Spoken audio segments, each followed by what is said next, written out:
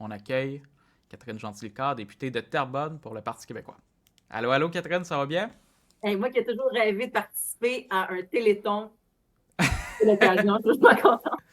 Vous Le faites du voici, bon le boulot, voilà. c'est super, c'est super. Ben, c'est très gentil, Catherine. On va attendre Nando avant de commencer l'entrevue plus formelle. On va aborder des enjeux plus au niveau de la culture, notamment en lien avec l'indépendance. C'est quelque chose qui tient beaucoup à cœur. Mais là, on va faire la petite jasette en attendant le retour de Nando. Il y a déjà des gens, je vois des commentaires qui sont contents que tu sois là. Ça va bien? Il y avait un baillon récemment à Québec? Ben oui, mon troisième bâillon en à peine 4 mois de siège, dans le fond, à l'Assemblée nationale. Donc, c'est un gouvernement qui gouverne par décret.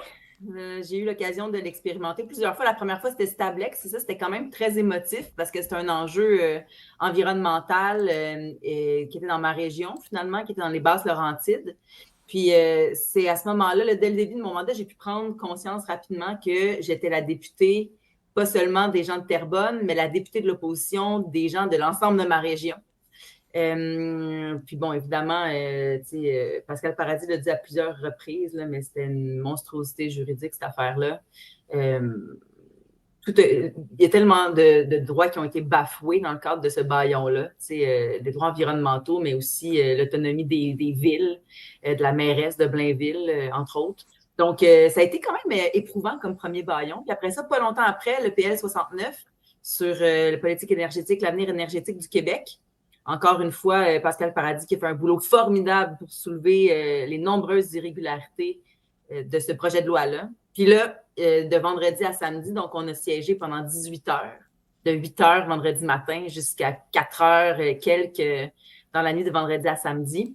Et puis le baillon, bon, justement, là, sur les médecins puis sur le système de santé. Donc, évidemment que, il n'y a pas juste des mauvaises choses dans ces projets de loi-là, c'est juste que le propre du travail qu'on fait à l'Assemblée nationale, c'est pas pour rien qu'on appelle ça un parlement. C'est parce qu'on doit parler, on doit échanger, chacun des partis d'opposition doit pouvoir amener des améliorations au projet de loi pour que ce soit vraiment les meilleures politiques publiques qui soient développées dans le cadre de ces projets de loi-là. Puis un baillon ne nous permet pas de faire ça. Donc, oui, il y a des affaires qui étaient bonnes dans ce projet de loi-là, mais il y a d'autres affaires qui n'ont pas de bon sens, dont on doit discuter qui mérite aussi qu'on s'y attarde avec toute l'intelligence collective que comporte un Parlement. Puis on n'a pas, on n'a pas cette latitude-là dans le cadre d'un baillon parce qu'évidemment, là, je pense que c'était 214 articles qui ont été déposés, qu'on est supposé étudier en 5 heures à l'Assemblée nationale. Donc, évidemment que ça n'a aucun bon sens. Pourquoi qu'ils Donc, font ça de cette façon-là? pour sauver du temps. Là, eux autres, ils considéraient qu'ils avaient suffisamment négocié avec les médecins puis qu'ils voulaient que ça débloque. Donc, c'est pour justement gouverner par décret puis faire avancer plus vite des dossiers puis justement éviter cette espèce de dialogue-là entre les différentes oppositions. Alors que c'est vraiment au centre de ce qu'on est supposé faire. C'est pour ça qu'on est élu. C'est pour ça que les gens, les citoyens, les citoyennes élisent la personne en qui ils ont le plus confiance pour aller porter leur voix au Parlement. C'est justement pour qu'il y ait ce dialogue-là, cet échange-là constructif et productif entre les différents partis. Donc, quand on passe par-dessus le processus normal du Parlement pour décréter une loi, ben, on passe complètement par-dessus ce processus-là essentiel pourtant à notre démocratie, là. Donc, ça faisait longtemps que le gouvernement disait qu'il voulait régler la situation avec les médecins. C'est la situation qu'ils ont trouvée, mais là, on voit tout ce que ça soulève comme enjeu. On voit les médecins qui disent qu'ils vont partir ailleurs, qu'ils vont partir pour d'autres provinces ou d'autres pays.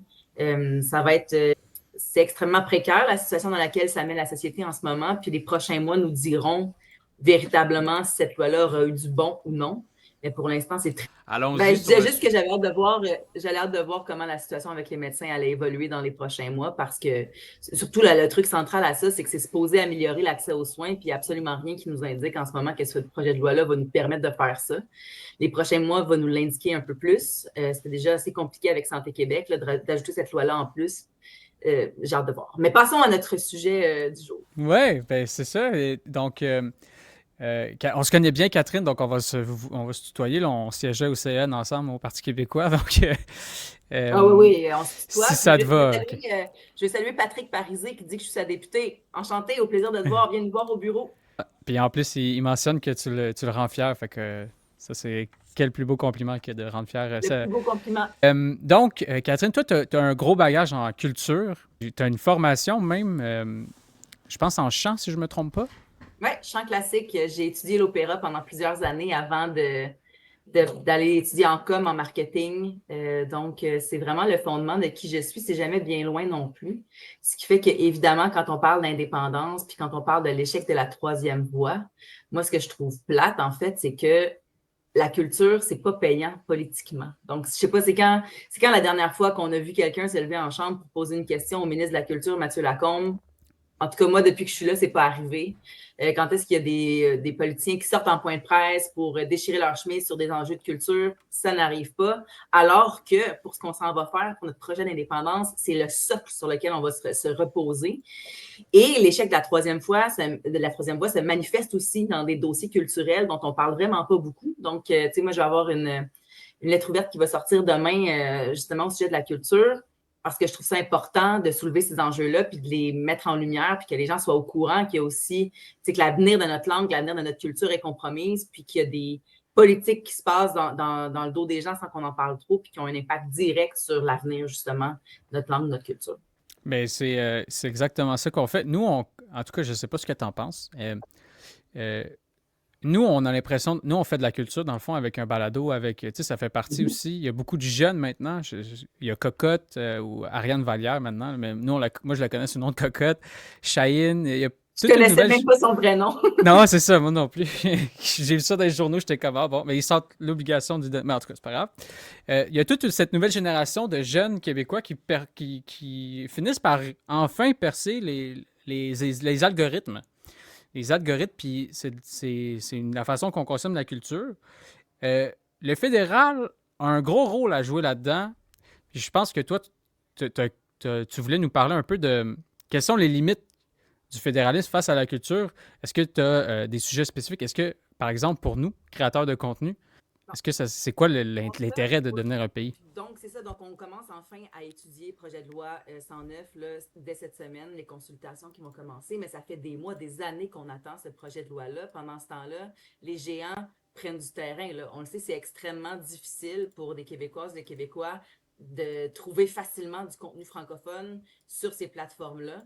Et c'est impératif de légiférer ça et de faire en sorte que ça devienne imposé, que ça devienne vraiment imposé auprès de ces plateformes-là qui puissent présenter du contenu francophone, plus précisément du contenu québécois. Et ce qu'on ne sait pas, c'est que, comme tu le dis, Nando, le fédéral a un rôle très important à jouer là-dessus parce que, bon, le CRTC est au niveau du fédéral.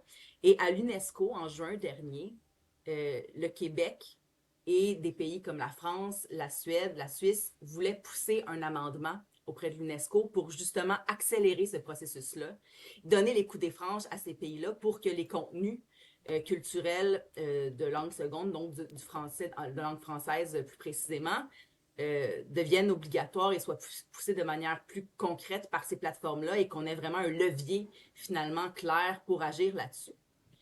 Donc, le Québec était prêt. Nous, on est fort de relations internationales de plusieurs années. On le sait, il y a Louise Baudouin, entre autres, qui a été tour à tour ministre de la Culture, ministre des Relations internationales pour le Parti québécois, qui avait bâti, dans le cadre du référendum de 95, entre autres, des relations très, très solides avec la Belgique, avec la France, avec des pays francophones. On avait une entente avec ces pays-là et on poussait cet amendement-là ensemble. Mais l'affaire qui arrive, on a beau travailler, on a beau avoir le droit de faire des relations internationales sur des thèmes, des dossiers qui sont dans nos compétences à nous. Quand vient le moment de prendre la décision et de voter, on n'a absolument pas droit au chapitre. Donc, on se retrouve à l'UNESCO et c'est Stephen Guilbeault, le ministre du Parti libéral du Canada, qui, lui, doit voter au nom de tout le Canada, mais au nom du Québec aussi. Et qu'est-ce qu'il fait, Stephen Guilbeault, alors qu'il sait très bien que c'est un enjeu qui est capital pour le Québec? Il vote contre l'amendement. Et il dit qu'il faut continuer à y réfléchir, puis qu'il faut continuer à avancer. Dans d'autres mots, tu sais, qu'on remet ça au calendrier grec, puis que c'est pas du tout une priorité pour le Canada. Donc, on se retrouve gros gens comme devant, comme Québécois, et on n'a pas ce levier-là, pourtant indispensable pour qu'on puisse avancer, puis mettre de la pression sur les plateformes, puis aller négocier en ayant le gros bout du bâton en disant « Vous devez mettre du contenu francophone découvrable de manière très claire sur vos plateformes. » Donc là, j'ai hâte de voir l'étude du projet de loi 109. C'est essentiel, puis je pense que c'est une très bonne chose que ce projet de loi-là arrive et je vais évidemment collaborer à l'étude de ce projet de loi-là et à l'élaboration des politiques publiques pour ça. Sauf que la limite, à mon avis, va arriver très, très rapidement parce qu'on ne peut pas vraiment prendre ces décisions-là. Donc là, quand on regarde, quand on parle de l'évolution justement de 95 à aujourd'hui, tous les indicateurs sont au rouge par rapport à la langue française. On peut pas, c'est inévitable et c'est indiscutable. Donc, si on n'est pas capable de prendre nos décisions par rapport à ça, et si le pays dans lequel on se trouve n'est pas capable d'aller au bat pour nous, parce que, pourquoi, dans le fond, pourquoi le Canada ferait ça? Pourquoi il irait se battre pour le 20% de sa population contre l'intérêt des 80 autres pourcents, tu sais? Eux autres, ils n'ont aucune raison, aucun intérêt à aller faire ça. Fait que ça n'a pas de bon sens. Ça n'a aucun bon sens qu'on soit pris là-dedans. Donc, moi, c'est ça que je dénonce, puis j'ai hâte de voir à quel moment on va frapper la limite dans le cadre de l'étude de ce projet de loi-là. Il y a forcément certaines choses qu'on peut faire, mais il va falloir continuer à développer nos relations à l'international avec les autres pays francophones. Il va falloir continuer à démarcher. Puis tant qu'on ne sera pas sorti du Canada, dans le fond, il n'y a absolument rien qui va nous permettre de vraiment assurer un avenir en français puis un avenir culturel en français aux générations qui viennent. Ça m'inquiète énormément. Ça fait bien du sens ce que tu dis. Tu sais, pourquoi, puis c'est la question fondamentale, puis on revient toujours à ça, à la Génération Oui, c'est pourquoi est-ce qu'on laisserait nos décisions entre les mains de gens qui sont pas nous, de Canadiens? Puis là, ton exemple en culture, ça l'exemplifie ça, en fait. C'est que nous, on a un intérêt vital à préserver notre langue, notre culture. Puis là, c'est les Canadiens qui vont voter pour nous dans la sphère internationale concernant un enjeu qui nous touche, nous. Ça les touche même pas, leur langue, elle n'est pas en danger nulle part. Là. Comme Mais quoi... oui, mais tu sais, Ouais. Bidule dit, on a besoin de votre voix à l'ONU. On a besoin de notre voix, exactement. Il faut que le Québec ait son siège à l'ONU. Il faut qu'il ait son siège à l'UNESCO. Parce que là, le Canada a absolument aucune raison de défendre nos intérêts. Ils n'ont aucune raison de le faire parce qu'il irait à l'encontre des intérêts de 80% de sa population. Mais nous, notre intérêt à nous, il est bien là. Puis je veux dire, le français périclite, notre culture périclite. Il n'y a absolument aucune raison qu'on laisse ces plateformes-là prendre toute la place, laisser le contenu anglophone prendre toute la place. Donc, l'enjeu, il est réel. Puis tous les Québécois s'entendent pour dire qu'ils voient le français péricliter. Là, c'est pas comme si on s'entendait pas là-dessus, puis les données sont claires. Donc, à un moment donné, tu sais, on parle souvent de toute autre sorte de sujets, puis de l'échec de la troisième voie dans plein d'autres aspects, mais cet aspect-là, il est essentiel, surtout pour le projet qu'on met de l'avant, puis pour le fait qu'on veuille faire du Québec un pays, tu sais, c'est inévitable, il faut se pencher là-dessus très sérieusement. Ben, on a eu un rapport récemment en culture qui témoigne de l'échec de la troisième voie. Parce que le Exact. rapport des experts en culture dit carrément, perdons pas notre temps en faisant des demandes à Ottawa. On connaît la réponse, ça va être non. Fait qu'on va faire ce qu'on peut faire ici au Québec, puis on va accepter malheureusement que le fédéral va nous dire non. Fait que cessons de faire des demandes, on connaît le pattern. Puis c'est ça depuis le début, hein, c'était ça dans le temps des 92 résolutions avec les Patriotes. Le Québec fait des demandes au gouvernement canadien, puis on se fait dire non, puis on n'a toujours pas appris de ça. Puis là, c'est la même affaire en culture, comme tu le dis. C'est ça la grande. Comme je sais que je pense que vous aviez envie qu'on parle de l'évolution de 95 à aujourd'hui. Bien, ça, pour moi, c'est une des évolutions qui est très claire. C'est que c'est vrai qu'il y a une bonne partie des Québécoises et des Québécois qui, avec François Legault, a voulu croire à la possibilité de la troisième voie. Ils se sont dit, bon, mais peut-être que le pays rêvé, on ne peut pas y arriver. Fait que concentrons-nous sur le pays qui existe, puis exerçons un rapport de force avec Ottawa, puis allons chercher le plus de pouvoir qu'on peut. Puis, tu sais, rapatrier tous les pouvoirs et tous les budgets, en fait, en culture, c'était une des premières promesses de la CAQ. Je pense dès 2015, ils se sont prononcés à dire, on va rapatrier les budgets fédéraux en culture. Juste pour vous donner une petite idée, l'enveloppe totale du budget culturel au Québec annuel, c'est 2 milliards à peu près.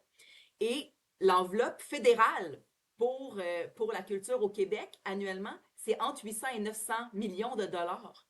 Vous vous rendez compte que c'est la moitié de l'enveloppe qu'on a déjà. Imaginez-vous ce qu'on pourrait faire pour nos artistes, pour nos institutions, pour notre langue, si on rapatriait cet argent-là. Ça n'a aucun maudit bon sens, sans parler du dédoublement. Tu sais, les organismes culturels, les artistes doivent faire de la reddition de comptes sur les 2 paliers, en plus de l'argent qu'ils demandent à leur ville et tout ça.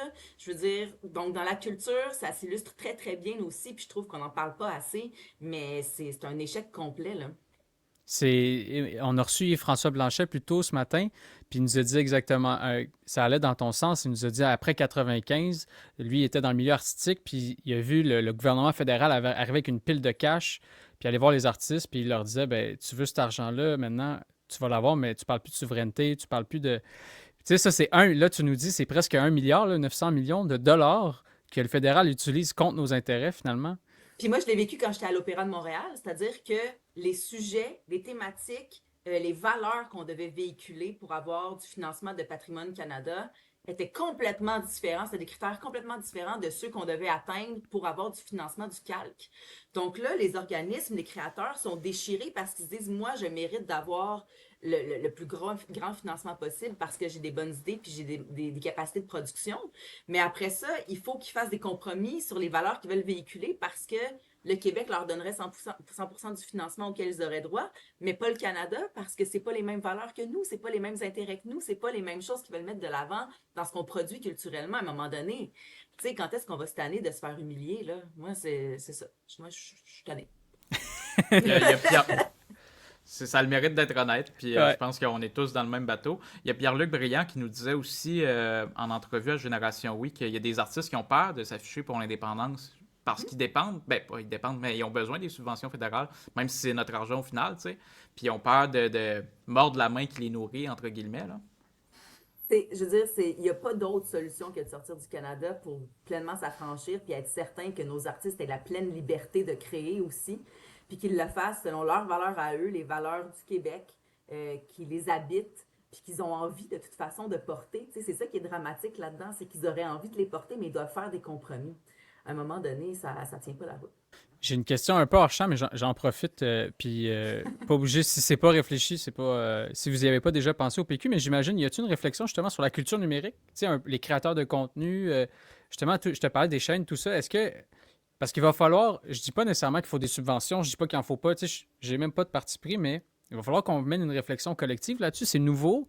Puis on dirait que le politique a comme pas suivi. C'est pas posé les questions de comment on peut les aider, qu'est-ce qui nous avantagerait. Comme très souvent, le politique prend souvent du temps à se mettre à jour sur ce qui se passe dans la société, mais on n'aura pas le choix, là. C'est sûr que ça fait partie des réflexions qu'on a, des discussions qu'on a aussi. On a un comité en culture au Parti québécois, puis on discute de ces enjeux-là parce que véritablement, ça prend de plus en plus de place. Puis ces créateurs de... Là, on le voit, là, la remontée de l'indépendance est vraiment pas étrangère à ce fait-là. Kinji, qui est né sur TikTok, s'est découvert sur TikTok, a permis de faire connaître son art d'abord, mais ses positions aussi, puis ses convictions, dont des convictions indépendantistes, donc on est très content. Cocotte, la même chose. Lou-Adrienne Cassidy, qui est une autrice, compositrice, interprète, mais qui aussi a réussi à faire rayonner sa musique, ses idées sur les plateformes numériques. Donc, tu as complètement raison, je n'ai pas de solution à ce point-ci, mais ça fait partie de la réflexion parce que c'est pas l'avenir, là, c'est le présent.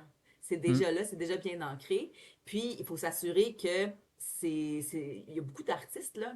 Tous ceux que je viens de nommer, je veux dire, c'est des gens qui ont une vision artistique, qui ont une vision culturelle, qui sont ancrés dans notre culture. Il faut avoir trouvé une façon de faire en sorte de les inclure dans cet écosystème-là, parce qu'ils en font bel et bien partie, là, déjà. Bon, mais j'en profitais parce qu'on avait un politique, puis je voulais mettre la chapelle, que tout le monde regarde au moins ce qui se fait au niveau numérique. 95 à aujourd'hui, tu en as parlé plus tôt. On a l'impression qu'il n'y a pas grand-chose qui a évolué. Ah, tu trouves? Non, mais attends, le contexte a évolué énormément. OK, je vais mettre des choses au jeu, puis réagissez, parce que peut-être que vous n'avez pas la même vision que moi là-dessus. Mais déjà, puis c'est une ligne que je répète souvent, puis Nando, ça fait des années que tu m'entends dire ça, mais je m'en fous, je le répète quand même.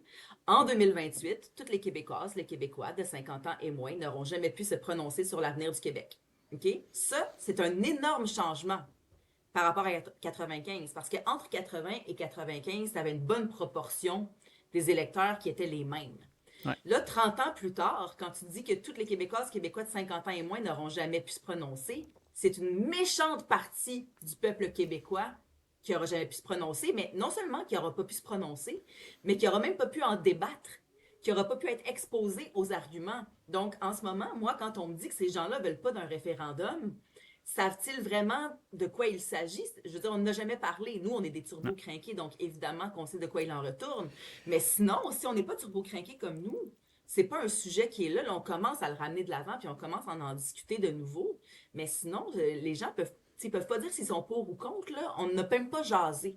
Fait que moi, ça, je pense que c'est quelque chose qui est très différent. L'autre affaire qui a beaucoup changé, puis je veux dire, on n'aurait même pas pu en rêver il y a 3, 4, 5 ans de ça, c'est que là, ça semble être les jeunes qui portent le projet de pays à bout de bras. Et ça, c'est un très grand changement de paradigme avec 95. C'est-à-dire que les jeunes se sont ralliés, oui, en 95. Mais là, c'est les jeunes, ça part d'eux autres. Hier, j'étais là à la marche pour l'indépendance, tu sais, à Québec. Puis moi, ce que je trouvais le plus formidable de cette marche-là, c'est que c'était pas moi qui l'avais organisée, c'était pas mon parti qui l'avait organisée, j'avais rien à voir là-dedans. J'étais une simple invitée et je trouvais ça extraordinaire. C'est les jeunes qui étaient là, c'est eux qui menaient le show, ils marchaient vite en tabarouette, t'intérêtes en forme. Mais, tu sais, c'est ça qui est extraordinaire. Fait que ça aussi, c'est un très grand changement pour moi de paradigme, contrairement à 95. C'est pas l'impression que vous avez? Ben, c'est vrai qu'il y a plus de jeunes. Ben, c'est les 48 ans et moins hein, en ce moment qui n'ont pas connu le référendum de 95. Je pense que là où ça n'a pas changé, c'est les fondamentaux. On est toujours un peuple à part entier, puis on n'a pas notre liberté dans ce pays-là. Puis les raisons pour lesquelles on voulait faire l'indépendance en 95 sont toujours là. Qu'est-ce qui n'a pas changé aussi, c'est, on l'a vu hier, on a écouté le formidable documentaire Point de rupture. Puis la fraude du fédéral, ben, ça nous inquiète. Ça nous inquiète parce qu'on l'a vu à quel point ce référendum-là en 95 a été fraudé, volé. C'est un déni profond de la démocratie québécoise de la part du camp du non. Puis on est bien inquiet. On a parlé aussi avec Robin Philpot ce matin. On est bien inquiet de ce qu'ils peuvent faire aussi dans un prochain référendum. Donc c'est à ce niveau-là que ça a moins changé. Mais, OK, mais mettons qu'on retourne dans le positif. Moi, l'impression que j'ai, puis la donnée qu'on collige en ce moment, c'est que les arguments de peur fonctionneront pas autant cette fois-ci qu'ils ont fonctionné en 95. C'est-à-dire que quand on regarde ces jeunes-là, justement, puis qu'on leur parle, puis Lou Adrienne Cassidy en est une preuve. Elle a donné une grande entrevue là-dessus. J'ai hâte de les voir, à tout le monde en parle. Ce soir aussi, elle va être là avec le maire de Laval, puis elle va être là avec Kinji, justement, puis j'ai hâte de les entendre. C'est que eux, ces arguments de peur-là, ne les habitent pas du tout. Parce qu'ils étaient pas là, ils l'ont pas vécu. Même moi, je n'ai pas cette espèce de traumatisme-là des 2 référendums perdus. Et c'est aussi que, je trouve, les Québécois n'ont jamais été aussi peu canadiens. Hein? C'est-à-dire qu'avant, en 95, là, les générations un peu plus âgées, il y avait vraiment un attachement pour le Canada français. Là. Ils étaient Canadiens Il était français. Canadien-Français, ouais. Ils étaient Canadiens-Français, puis ils n'étaient pas encore pleinement Québécois, mais nous, Canadiens-Français, on n'a jamais connu ça. Donc, à l'époque, il y avait un attachement réel pour le Canada, pour le Québec, puis on voulait un Québec un Québec indépendant dans un Canada uni. Les nouvelles générations, quand tu leur parles de ça, ça n'existe même pas. En tout cas, j'ai l'impression, sur leur radar. Si je me fais l'avocat du diable, il y a un sondage, puis on nous l'a beaucoup rapporté. Mario Dumont nous en a fait mention quand on est allé à Cube. Il y a quand même un sondage léger assez récent qui démontre que les Québécois se considèrent Québécois uniquement à seulement 40%, alors que il y a quelques années, c'était 60-70%. Puis moi, ce qui m'inquiète, c'est que oui, nous, les turbo-carinqués, comme tu le dis, on les connaît, les arguments de peur, puis nous, ça fonctionne pas, tu sais. Mais les jeunes qui n'ont pas connu les débats constitutionnels, les campagnes référendaires, pour eux, c'est des nouveaux arguments. Ils n'en ont jamais entendu parler. Fait que ça reste que les arguments de peur, ils fonctionnent avec eux. Moi, je le vois dans mon entourage. Ouais. Là. Je parle à des jeunes, puis on en a beaucoup des commentaires de jeunes qui utilisent la même rengaine, puis c'est même pire. Là. C'est même pas juste la peur des pensions, etc. C'est même la peur de nous, comme Québécois, on est moins bons que les autres peuples. Ouais. On pourrait pas se gouverner nous-mêmes. C'est terrible d'entendre ça. Est-ce que tu as l'impression, parce que moi, ça, c'est une réflexion sur laquelle je me penche énormément en ce moment, c'est la posture qu'on doit adopter comme politiciens qui voulons faire l'indépendance. C'est-à-dire que ces gens-là, souvent, qui sont plus au centre et qui, à mon avis, sont les gens qu'on doit aller chercher. Là. C'est-à-dire que ceux qui s'émeuvent devant l'éventualité d'un Québec pays, ceux qui ont la larme facile quand ils regardent Point de rupture, quand ils regardent différents documentaires des anciens référendums, ce qui est mon cas, bien évidemment. Je veux dire, je suis chanteuse d'opéra à l'eau, là, je suis super émotive. Sauf que je travaille beaucoup là-dessus dans les dernières années, derniers mois, de me dire, les personnes qui sont véritablement à convaincre, c'est ceux qui ont des craintes, c'est ceux qui sont pas fédéralistes, qui sont plutôt nationalistes, parce que ces gens-là dont tu parles, ils sont conscients du déclin de la langue, ils sont conscients du déclin de la culture, ils sont conscients que le gouvernement fédéral nous donne absolument aucun service pour les 90 milliards qu'on leur envoie, mais ils ont besoin qu'on leur serve un argumentaire extrêmement pragmatique, quasiment froid, pour leur dire voici comment ça va fonctionner, voici l'alignement des arguments qui démontrent qu'on doit se sortir de là, puis que dans le fond, le risque, c'est pas d'en sortir, le risque, c'est de rester là. Parce que le vrai risque, il est là. Puis, mais pour y arriver, c'est pas en chantant Kumbaya, en se tenant par les mains, c'est pas en multipliant les espèces de démonstrations très émotives face au pays, en tout cas pas venant des politiciens qui doivent convaincre.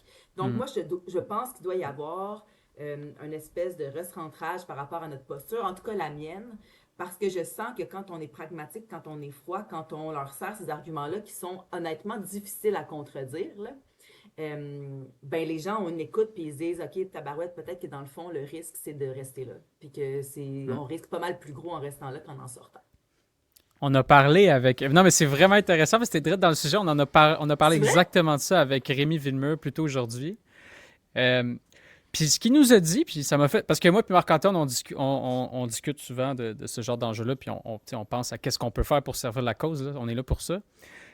Puis on en discute avec Rémi, puis lui, ce qu'il nous répond à ça, c'est qu'il dit oui, mais. Puis le oui, mais, c'est le fun que tu lances le sujet. Il faut quand même. C'est ça qui est compliqué. Il faut quand même que le cœur du message, surtout pour notre génération, pour les plus jeunes, il faut que ça soit l'espoir. Il faut que ce soit l'ambition. Il faut que ce soit regarder tout ce qu'on va pouvoir faire. Fait que là, ça devient un casse-tête de savoir, Colin, comment on balance tout ça entre nous, on veut porter le message d'espoir. Moi, c'est ça que j'ai dit à Mario Dumont. Là. Ma génération, c'est la génération la plus ambitieuse du Québec, puis j'en suis convaincu. Faut que je dise ça. Puis en même temps, il faut quand même qu'on se dise, puis là, il nous disait le recensement de 2026 va nous aider là-dedans, mais il faut quand même qu'on se dise, il y a l'avenir de la culture québécoise, il n'y a pas d'avenir pour le français au Canada. C'est ça qu'il faut être capable de réaliser ça. Mais là, ça, c'est pas cool. C'est pas ambitieux. Ça fait même, il nous a dit que Charlie Bourdage, il a même dit c'est loser. Fait que là, comment on balance tout ça? Je pense que justement, ce message-là d'espoir doit être porté par les jeunes. C'est-à-dire que mon rôle à moi comme politicienne, élue du Parti québécois, qui veut faire partie d'un gouvernement qui va faire l'indépendance, n'est pas le même que le tien, Nando Pastorino. Donc, toi, tu as une ceinture fléchée dans le cou et c'est vraiment correct. Moi, je ne l'aurai pas, cette ceinture fléchée-là, parce que mon rôle est autre. Et c'est là où je pense que ça peut cohabiter. C'est un écosystème pas qui est fragile, mais qui nécessite un certain équilibre. Mais à mon avis, chacun a son rôle à jouer là-dedans. Donc, moi, quand je regarde les jeunes, comme je disais, là, organiser des marches comme hier, être 5000 au Parc La Fontaine pour célébrer la Saint-Jean, rêver d'une équipe nationale de hockey, puis ça, évidemment, je pense que Paul a été très clair là-dessus. Là. Rapidement, on veut mettre en place des équipes nationales, entre autres au hockey, dans l'optique de faire un pays parce que c'est important. Là. Imaginez-vous la fierté. Moi, je sais que quand je regarde les Olympiques, depuis que je suis toute petite, j'ai une beaucoup plus grande fierté quand c'est des athlètes québécois que quand c'est des athlètes canadiens. C'est comme ça. C'est en moi.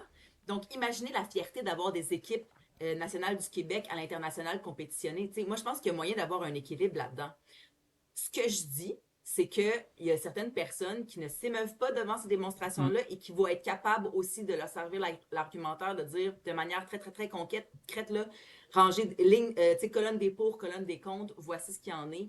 Puis, et puis voilà. Fait que ça va être un mélange de tout ça, je pense, mais on ne peut pas faire abstraction du fait qu'il y a plusieurs personnes au Québec qui demandent juste à être convaincues, puis de plus en plus de personnes qui m'écrivent à moi sur mes réseaux, puis qui me disent « OK, j'aime votre équipe, j'aime votre rigueur, j'ai confiance en votre intelligence, mais en ce moment, la balle est dans votre camp. Je demande juste à être convaincu. Servez-moi, parlez-moi de chiffres, parlez-moi de concret pour que je prenne ma décision en toute connaissance de cause. » Voilà. Ouais, merci beaucoup, Catherine. Ouais, tu allais dire, Nando, avant. Juste, j'en profite. Je sais qu'il fallait quand même que tu quittes à 1h30, mais rapidement, il y a le livre de Vincent Geloso. Je ne sais pas si toi tu l'as lu, mais c'est beaucoup de ça qui parle. Donc, comment faire ce processus-là? Fait que si ça t'intéresse, moi, j'ai appris. Ah, tu l'as déjà lu? Bon. Donc, j'ai trouvé ça formidable. Moi aussi, je l'ai lu.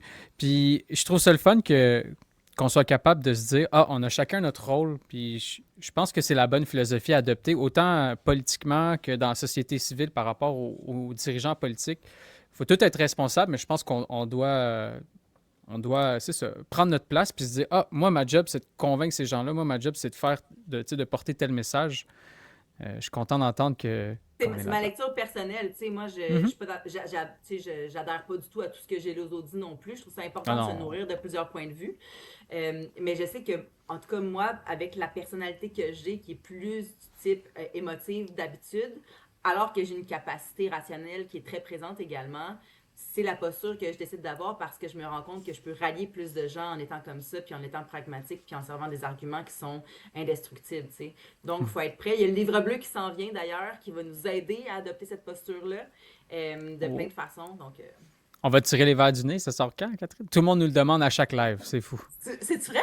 Ah, Mais toutes on les l'a fois. dit. On l'a dit, ça s'en vient très, très bientôt. C'est vraiment prochaine semaine, prochain mois, vous allez commencer à voir le résultat de ce travail-là. Oh. On a très hâte, puis on invite les gens à te suivre sur tous tes réseaux sociaux, notamment ta page Facebook, ton compte Instagram. On te remercie beaucoup, Catherine, d'avoir pris le temps de venir nous jaser aujourd'hui. C'est moi qui vous remercie, les gars. Lâchez pas, il vous reste combien de temps, là? On finit à 20h ce soir. 5h30. Ouais. Lâchez pas. On lâche pas, on fait tout pour le pays. Merci beaucoup, Catherine. Bye. Merci encore. Bye bye, prends Bye soin. bye. Très chanceux d'avoir reçu Catherine Gentilcar, députée de Terrebonne pour le Parti québécois. Si vous ne nous connaissez pas, Génération Oui, n'hésitez pas à vous abonner à toutes nos plateformes. On est présent sur YouTube, Instagram, Facebook, TikTok. Donc voilà, abonnez-vous, faites grandir le camp du Oui.